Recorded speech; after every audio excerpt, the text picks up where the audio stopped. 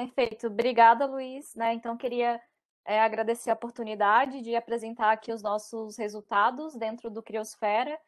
Então, o que eu vou mostrar para vocês hoje é o que a gente tem trabalhado aí dentro do Criosfera e do projeto Microsfera também, que é coordenado pela professora Vivian. Vou mencionar no começo só alguns resultados e algumas abordagens que a gente vem trabalhando, né, dentro do Criosfera e do Microsfera, e depois vou focar um pouquinho mais nos resultados que a gente tem obtido das amostras lá do Criosfera 1.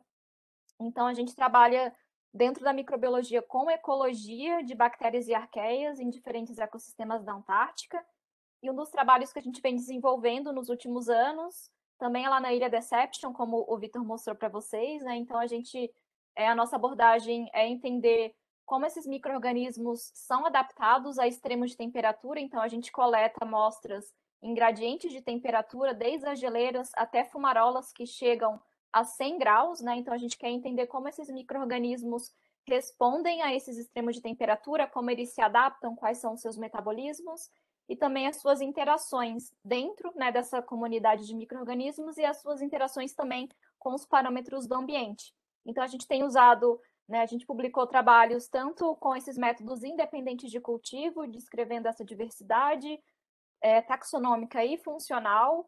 A gente também usou essa abordagem de reconstrução de genomas, a gente conseguiu reconstruir vários genomas de extremófilos que inclusive muitos ainda não foram cultivados, né? Então a gente tem dados aí bem interessantes. E também a gente usou uma abordagem de cultiváveis, isolando extremófilos, principalmente psicrófilos e termófilos, também ao longo desse gradiente de temperatura. E a gente tem aí como próximos passos nesse trabalho analisar os vírus presentes nesses dados de metagenoma, para tentar também entender como que a gente consegue observar essa diversidade de vírus em um ambiente antártico, na extremo de temperatura, que também é uma novidade, ainda não tem muitos trabalhos publicados nesse contexto.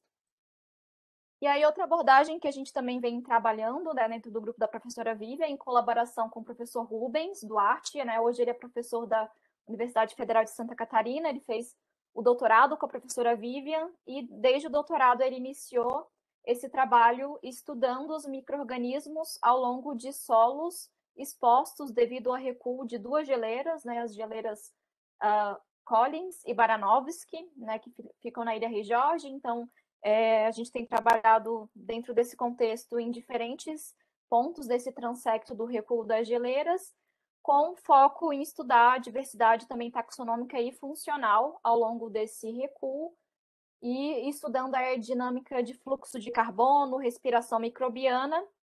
E o Rubens, né, ele já teve também um artigo aceito pela edição especial da ABC nesse contexto, e tem outros trabalhos que estão aí em andamento para serem submetidos.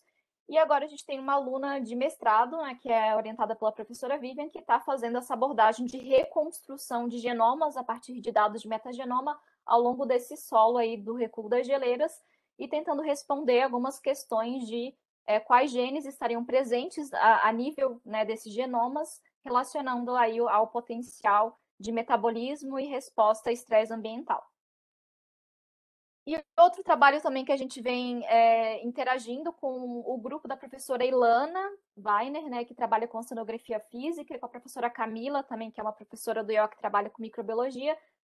Não vou dar detalhes desse trabalho, porque o Tonelli apresentou para vocês durante a semana que a gente tem utilizado, então, dados, combinando os dados da oceanografia física e da oceanografia microbiana e aplicando técnicas de machine learning para tentar responder e predizer quais seriam os possíveis impactos de aumento de temperatura na superfície do Oceano Austral ao longo do século XXI, né? Então, vários cenários e qual poderia ser esse impacto para as comunidades de micro-organismos desse Oceano Austral. Então, a gente também tem trabalhado aí com essa interação com o grupo da professora Ilana de Oceanografia Física.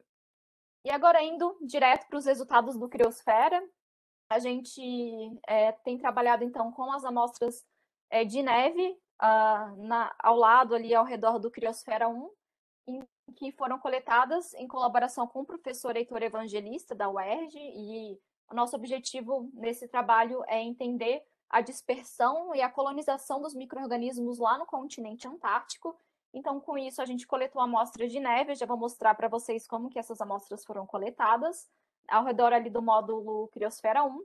E o grande avanço que a gente teve nessa oportunidade dessa coleta foi que a gente conseguiu processar essas amostras de neve no campo, né? Porque o pessoal que trabalha com microbiologia sabe a importância disso, porque com o transporte dessa amostra a gente pode ter problema de contaminação e também a gente precisa de um grande volume de material para ter micro-organismo suficiente para a gente estudar. Então, um dos grandes avanços dessa expedição e dessa coleta foi que foi possível fazer esse processamento dessas amostras em campo, que foi o derretimento dessa neve e filtração, então, para a concentração dos micro-organismos. E aí, como que foi feita essa coleta lá no Criosfera? Então, foi cavado, né, na neve, como se fosse uma trincheira, como a Graciele mostrou para vocês, ali, né, ao longo dessa neve. E aí foi, inclusive, proposto o nome de um laboratório dentro aí dessa trincheira, que é o Cryolab.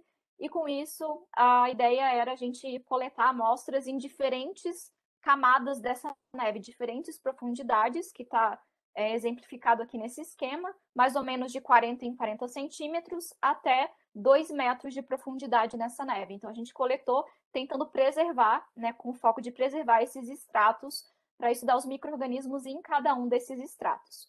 E lembrando que foi feito em todas as condições assépticas possíveis, por causa de problemas de contaminação, né? Aqui está a EMA, que foi, então, coletar essas amostras, e mostrando, então, que a gente teve todo o cuidado de não ter contaminação dessas amostras, porque a gente sabe que tem uma biomassa muito baixa de micro-organismos. E aí, lá no Criosfera 1, dentro do módulo, foi montado essa parte aí para processamento das amostras com fluxo, e aí essa neve foi derretida, filtrada e concentrada, e essas membranas contendo os micro-organismos, a gente fez extração de DNA total, e foi um grande volume, né, de neve filtrada para a gente ter material suficiente.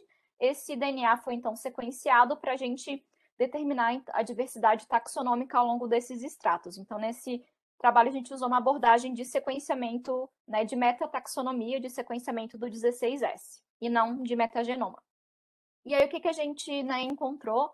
A gente fez, então, a caracterização da composição taxonômica ao longo dessas diferentes camadas de neve, e a gente encontrou e consegue observar que não é homogêneo esse padrão da distribuição dos micro-organismos. A gente vê micro-organismos, grupos diferentes, em abundâncias diferentes ao longo dessas camadas. E o que chamou a atenção para a gente é que a gente encontrou micro-organismo tanto comum de ambientes terrestres, como de solo da Antártica, mas também muitos grupos de micro-organismos marinhos, que são típicos de ambientes marinhos. Então, a gente, né, ficou bastante surpreso com a abundância desses grupos marinhos, e aí a gente foi ainda aprofundar um pouquinho essa análise, focando agora só nos grupos de arqueias presentes aí nessas camadas da neve, e a gente encontrou como grupo mais abundante de arqueia, uma arqueia que é a arqueia mais comum em amostras de água do Oceano Austral, né, do oceano que envolve a Antártica, que é desse grupo aqui, que é de oxidantes de amônia, e também a gente encontrou outros grupos de arqueias que são associados tanto a ambientes de superfície, né, marinhos, como também de oceano profundo. E arqueias metanogênicas, a gente encontrou, que está aqui em marrom, muitas arqueias metanogênicas e também arqueias associadas a sistemas geo ou hidrotermais, né, ambientes quentes de arqueias termófilas. Então, a gente encontrou aí uma diversidade muito grande também de arqueias associada a essas camadas de neve. Então, a gente, né, observando isso, a gente ficou bem surpreso e que a gente viu que a presença desses grupos que ocupam nichos e ecossistemas muito distintos, desde ecossistemas marinhos até hidrotermais e terrestres, e que sugere, então, que existe essa heterogeneidade ao longo dessas camadas de neve, e provavelmente, né, o que a gente tem pensado é que pode ser devido à dispersão de vários tipos de micro-organismos que chegam lá no interior do continente, e esse material consegue ser preservado ao longo dessas camadas de neve que são depositados aí ao longo do tempo. E com isso, né, o nosso objetivo foi tentar entender um pouquinho essa questão da dispersão. Então, a nossa ideia era, a partir disso, comparar os resultados do Criosfera com os resultados que a gente já tinha do nosso projeto ao longo da Península Antártica. Então, a gente selecionou várias amostras diferentes da península, tanto da Ilha Rei Jorge quanto de Deception, e também em colaboração com o grupo da professora Camila, que é do projeto Ecopélagos. A gente selecionou também amostras que a gente tinha, né, de sequenciamento de micro-organismos de ambiente marinho ao redor de toda a península, então desde lá Bellinghausen até aqui o Estreito de Bransfield, o norte da península e o Mar de Weddell. Então a gente selecionou também amostras de água de diferentes regiões. E também a gente, né, o professor Heitor, ele forneceu para a gente está discutindo, né, juntos a questão dessa dispersão, e através desses modelos de dispersão atmosférica tem evidência de que tem muito material ali da Península Antártica que chega lá na região do módulo criosfera. Então, a nossa ideia foi comparar os grupos microbianos que a gente encontra na criosfera com os grupos da Península Antártica de diferentes substratos. Então, a gente usou amostra de água, de solo e de sedimento em diferentes regiões da península. E, basicamente, o que a gente encontra aqui nesse gráfico, que a gente compara, então, a proximidade dessas comunidades microbianas, a gente vê, né, que as amostras de água estão aqui mais distantes, muito parecidas entre elas, as amostras de sedimento marinho e solo, e parece que Deception é a comunidade de micro-organismos mais parecida com o que a gente tem no Criosfera 1, e isso acabou gerando uma discussão para a gente tentar entender um pouquinho, será que lá no Criosfera a gente tem material chegando a partir de atividade vulcânica, que pode trazer, então, a deposição desses micro-organismos associados a ecossistemas geotermais, né? Então, ficou agora essa pergunta ao longo desse trabalho. E quando a gente compara a diversidade também do Criosfera com as amostras lá da península, a gente vê aqui nesse primeiro índice que é de riqueza, então o número de espécies que a gente encontra, a gente vê que na neve a gente tem números de espécies parecido com outros substratos, tipo outros ecossistemas, como o sedimento das fumarolas, solo e água do mar. É um pouquinho menor a diversidade, e sedimento marinho, a diversidade já é bem maior. Então, a gente conseguiu comparar esses índices aí de diversidade do que a gente encontra no Criosfera com outros tipos de ecossistemas. E aqui a gente tem a diversidade ao longo das camadas do Criosfera, que a gente também vê que tem uma variação, não é uma diversidade constante, a gente vê uma variação aí de acordo com a deposição dessa neve.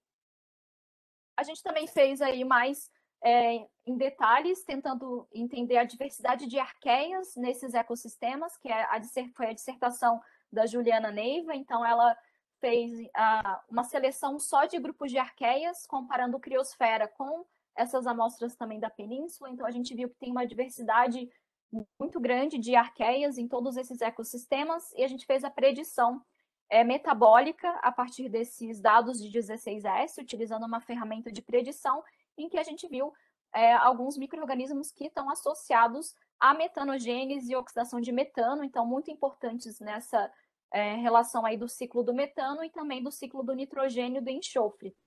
E o que Amanda, ela tem... 3 Oi. minutos. Tá, 3 tô minutos. terminando. Obrigada, Luiz. E aí, outra ferramenta que a gente está usando é esse Source Tracker, que é uma ferramenta que a gente consegue predizer a fonte dessas comunidades de micro-organismos em um determinado grupo de amostras, então, para tentar explicar essa questão aí da dispersão ao longo desses ecossistemas antárticos. E como próximos passos, o que a gente está fazendo agora, em colaboração com o professor Heitor, é correlacionar esses dados da microbiologia ao longo dessas camadas de neve com os dados que o grupo do professor Heitor tem de composição de partículas que chegam lá naquela região, também depositadas nessa neve, e a partir dessa composição de partículas a gente consegue determinar se tem mais influência continental, mais influência marinha, então a gente consegue correlacionar isso com os dados microbianos, e também com a datação, né, dessas camadas, que é uma próxima etapa que também a gente vai correlacionar para datar qual que é a idade, né, de deposição aí de cada uma dessas camadas.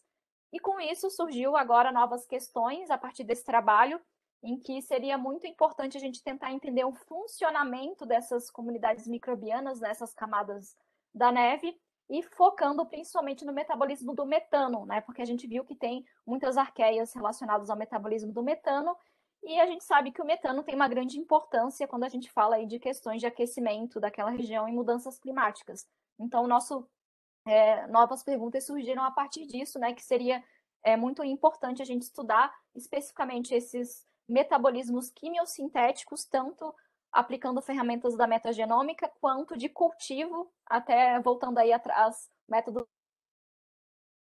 cultivar esses metanotróficos e metanogênicos e também grupos quimiosintéticos que a gente viu que são importantes e que foram encontrados ali nessas amostras. Então, né, queria agradecer a oportunidade de novo de apresentar esses dados e aqui há algumas imagens da nossa equipe, né, que participou de todos esses trabalhos.